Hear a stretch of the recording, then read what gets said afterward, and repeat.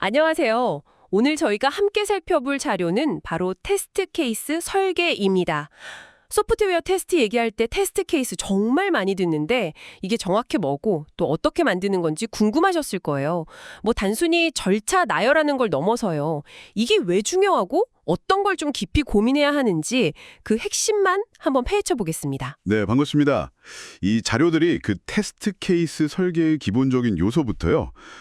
실제 현장에서 부딪힐 수 있는 어려움들 있잖아요. 예를 들면 뭐 예상 결과를 정의하는 거나 아니면 문서화 수준을 어느 정도로 할지 같은 그런 현실적인 고민들을 잘 짚어주고 있더라고요. 그래서 오늘은 단순히 뭘 해야 한다, 이걸 넘어서 왜 그게 중요한지 그 본질을 이해하는 데 좀 더 초점을 맞춰보겠습니다. 좋습니다. 그럼 바로 본론으로 들어가 보죠. 자료 보니까 테스트 케이스는 그냥 테스트 순서 적는 게 아니라 테스트 조건, 이걸 아주 구체적으로 또 정교하게 다듬어서 설계하는 거라고 하네요. 중요한 건 이게 반복 가능해야 하고 결과를 검증할 수 있어야 하고 또 원래 요구사항 같은 테스트 베이시스까지 거슬러 올라가서 추적이 가능해야 한다, 이 점이군요. 정확합니다. 특히 그 추적성이 중요하죠. 나중에 혹시 문제가 생겼을 때 어떤 요구사항에서 나온 테스트가 실패했는지 혹은 뭐 특정 요구사항이 충분히 테스트됐는지 이걸 확인하려면 꼭 필요하거든요. 그리고 잘 만든 테스트 케이스는 기본적으로 그 목적이 명확해야 하고요. 그러니까 이 테스트로 뭘 검증할 거냐? 이게 분명해야 한다는 거죠. 또 테스트 환경이나 뭐 시스템 상태 같은 사전 조건, 그리고 테스트에 필요한 입력값이나 시스템에 미리 있어야 할 데이터 같은 테스트 데이터 요구사항도 명시해야 하고요. 네, 여러 요소가 있네요. 근데 그중에서도 예상 결과를 정의하는 게 제일 중요하면서도 좀 까다로운 부분이다, 이렇게 강조하는 것 같아요. 명확한 성공 실패 기준이 있어야 의미가 있다고 하는데, 아니 이게 왜 그렇게 중요하면서 또 어려운 걸까요? 그냥 뭐 기능 돌아가면 성공 아닌가요? 그게 생각보다 간단하지가 않아서 그렇습니다. 돌아간다는 기준이 사실 되게 모호할 수 있거든요. 예를 들어서 계산기 테스트하는데 답이 5가 나와야 해요. 근데 결과가 5.0으로 나왔어요. 그럼 이거 성공일까요? 실패일까요? 글쎄요. 만약에 정밀도가 아주 중요한 시스템이라면 실패겠죠. 이렇게 예상 결과를 명확히 정의하려면 그냥 눈에 보이는 화면 결과뿐만 아니라 뭐 데이터베이스 값이 어떻게 변했는지, 시스템 로그는 어떤지, 성능 지표는 괜찮은지, 심지어는 이게 다음 프로세스에 어떤 영향을 미치는지까지 고려해야 할 수도 있어요. 이걸 사람이 일일이 손으로 예측하고 계산하는 건 좀 지루하기도 하고 또 실수가 나오기 쉽죠. 아하, 그렇군요. 그래서 자동화된 테스트 오라클, 이걸 찾거나 만드는 게 좋다고 하는 거군요. 이 테스트 오라클이라는 게 정확히 뭐죠? 무슨 마법 같은 건가요? 마법까지는 아니고요. 그 테스트 오라클이라는 건 테스트 대상 시스템의 실제 결과가 맞는 건지 틀리는 건지 이걸 자동으로 판별해주는 어떤 메커니즘 아니면 원칙, 뭐 비교 기준에 되는 정보 소스 이런 걸 말합니다. 예를 들면 이전 버전의 결과일 수도 있고 직접 손으로 계산한 값일 수도 있고 아니면 뭐 특정 규칙이나 경험적인 방법 같은 게 될 수도 있죠. 중요한 건 예상 결과를 모르는 상태에서 하는 테스트는 사실 탐색적 테스팅에 가깝지 어떤 기능을 명확히 검증했다고 보긴 어렵다는 거예요. 오히려 시스템에 대해서 좀 잘못된 확신을 줄 수도 있고요. 듣고 보니 그렇네요. 만약에 그 요구사항 같은 테스트 기반 문서 자체가 좀 모호하거나 빠진 부분이 있다면 예상 결과 정의하는 건 진짜 더 난감해지겠는데요. 바로 그 점입니다. 사실 문서가 명확하다고 해도요. 여러 기능들이 좀 복잡하게 얽혀서 상호작용하는 경우에는 예상 결과를 예측하기 어려울 때가 많아요. 그래서 애자일 같은 환경에서는 문서보다는 그냥 실제 돌아가는 소프트웨어나 아니면 제품 책임자, 그 PO라고 하죠. PO의 판단이 테스트 오라클 역할을 하기도 합니다.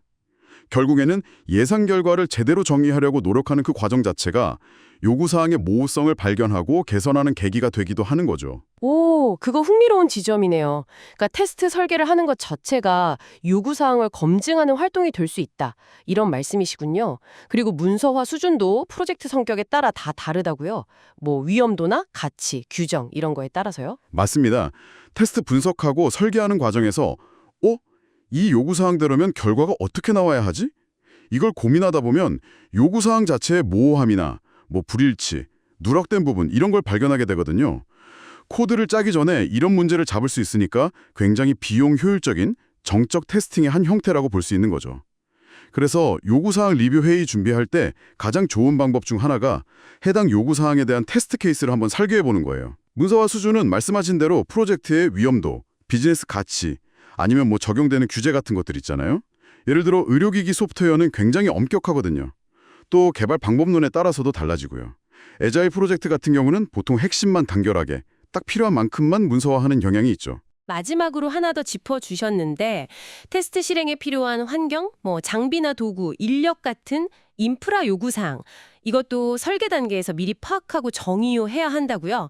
이걸 놓치면 나중에 테스트 구현 단계에서 예상 못한 병목 현상이 생길 수 있다. 이런 이야기죠. 네, 그렇습니다.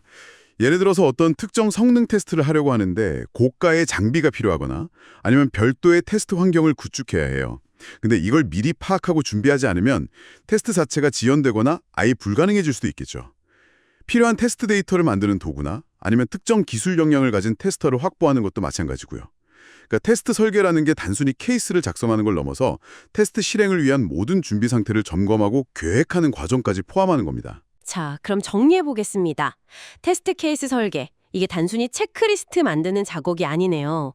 명확한 목표를 설정하고 또 가장 까다롭다는 그 예상 결과를 치밀하게 정의하고 프로젝트 상황에 맞게 문서화 수준도 결정하고 필요한 자원이나 환경까지 미리 다 계획하는 굉장히 분석적이고 중요한 과정이라는 거죠.